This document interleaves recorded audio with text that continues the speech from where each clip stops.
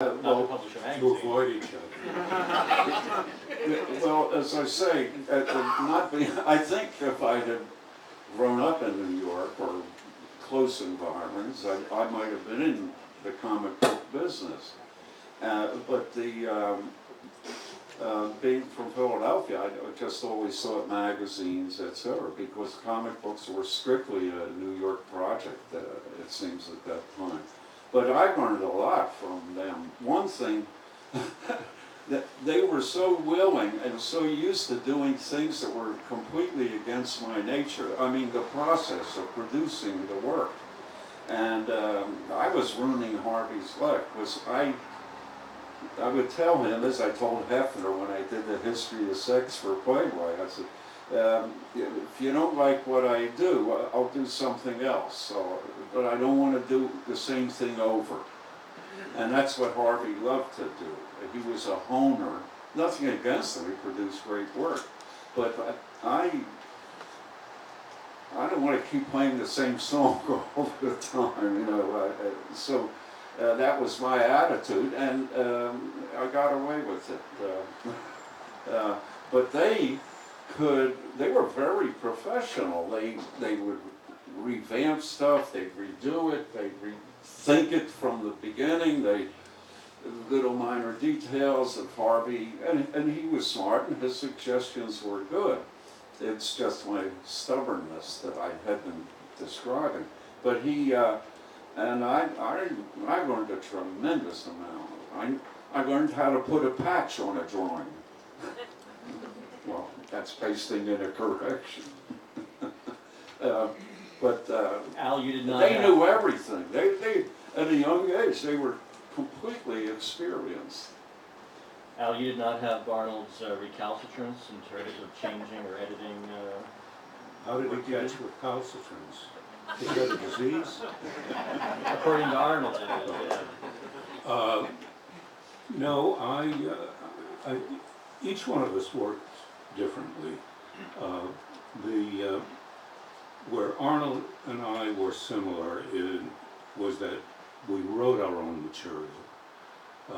Not a lot of cartoonists write their own material,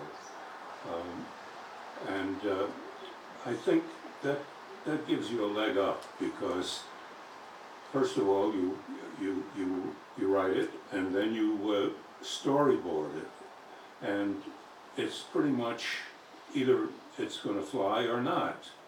The only thing left for Harvey to do with my stuff, and I imagine he did that with Arnie too, is to arrange it on a page to make it fit, to give more value, say, to a thing that really says something big, and just make tiny little spots for things that aren't that meaningful but carry the idea forward.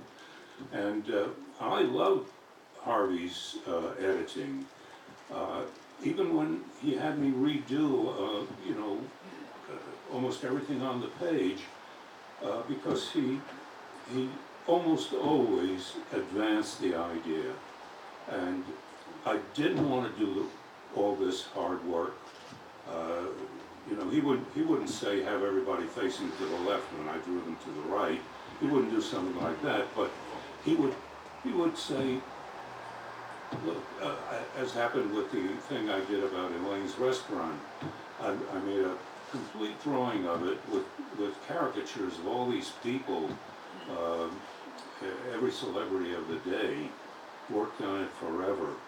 And he said, you know what would really be funny? Because all these people jam into this restaurant, and they want to be seen there. I mean, this is the celebrity scene. And they remind me of a bunch of penguins gathering together, to keep warm. He said, make them all penguins.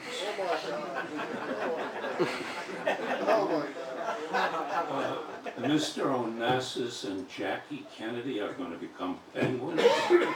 And but then he said, I'll make a sketch of it. And he made a sketch. And I said, that's very funny. And I happened to be at Elaine's restaurant at the bar one day. I didn't let them know who I am, and the bartender was being quizzed by somebody who said, "Did you see that drawing in Esquire about a restaurant? Who was the crazy son of a bitch that did that?" And, you know, he said, "Penguins. What is he talking?" Well, I don't know, maybe he was right, maybe penguins were the wrong thing, but I thought it was right.